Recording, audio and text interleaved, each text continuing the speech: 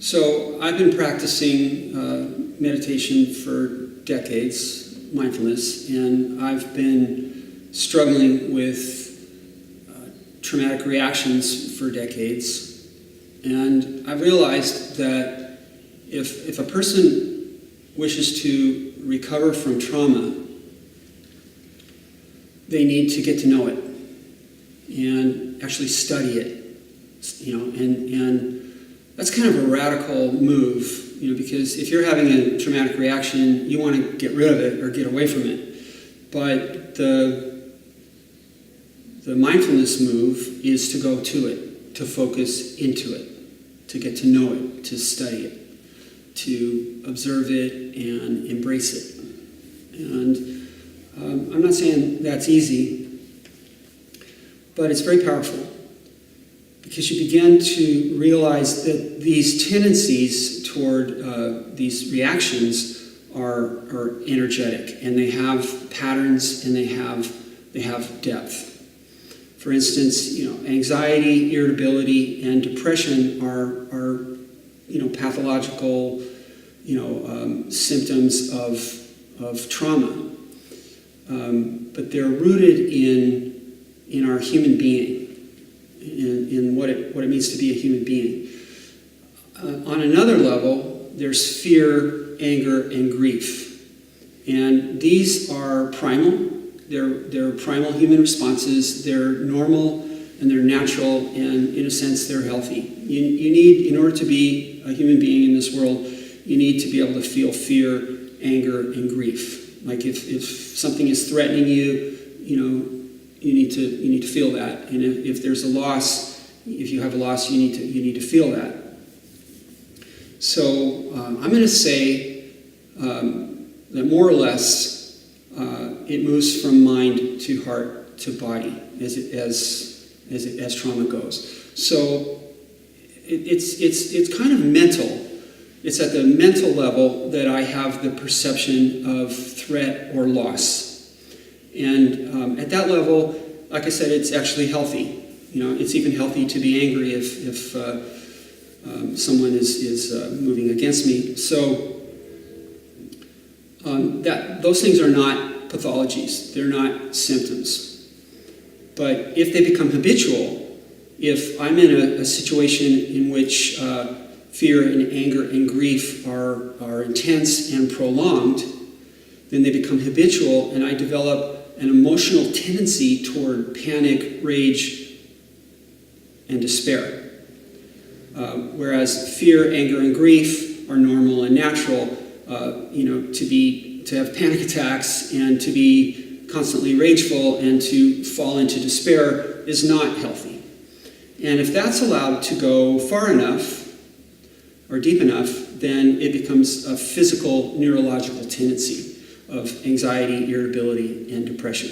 You can kind of see how fear becomes panic, becomes anxiety, how anger becomes rage, becomes irritability, and how grief becomes despair, becomes depression.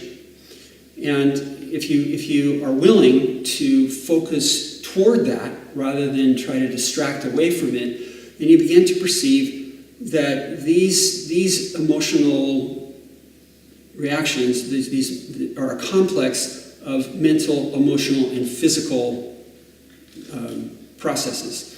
And you begin to study them, energetically. You begin to see, oh, this has a rhythm, and this has a texture, and this thought causes this feeling, causes this symptom. This thought causes this feeling, causes this symptom. And as you get to know it, as you study it, you begin to get some freedom from it. I've lived with this for since 1969, 70. And what I noticed, and I always used to think, well, it's going to get better. It's going to get better as I get older. It'll go away. That's not the way it happened. The fear and the anger and the grief, these things, but they just, it became, to turn it into the panic and the rage and the despair. It became a default to where I used to it was like I became immobilized. it just became worse. And then, then you start going into the really dark places from that, because you figure there's no escape. And, I mean, I hate using the word suicide, but it just becomes but it starts looking like such a relief, and it starts to look like it will work. I mean, anything to make the despair and the rage. Sometimes the rage, and you don't know what to do with it. You feel like you're going to explode, and you feel like you're such a freak. And to know that now that they aren't. I mean, I can deal with them. I mean, I don't even think about those really dark places anymore. I don't have to. I can live. I can find some sublime moments to be able to wake up in the morning and not just have that kind of a gnawing anxiety in the pit of your stomach, and you don't really remember your dreams, but your bedding spread all over, and you feel terrible, and it's like someone's been chasing you, and to wake up in the morning and you just lay there and you go, look at the day, and your sheets are still on the bed. It's good, it's nice. Or that sublime moment at the end of the day, and that that the fear of night. The nights, they just get to the point they terrify you. Going to sleep, it was like in Vietnam, it was so many, the VC, the NVA, they love to attack you at night. And so often, you go to sleep, or, at the end of the day, and you're trying to get some sleep, and you know that you're going to get attacked. Some nights you know you're going to get hit.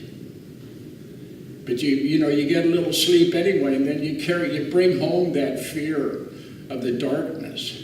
And you live with that. You wonder, well, how do you go to sleep? You drink, you just do whatever it takes. But even then, you're just killing a few of the symptoms. You're not doing anything with the disease. But to be able to start crawling out of that hole and to come here, and it's, without Brock, and it's the energy of this room. It's been magic. I'm 69 years old. I figure, shoot, man, I got a brand new life ahead of me, and it's today, and it's right now.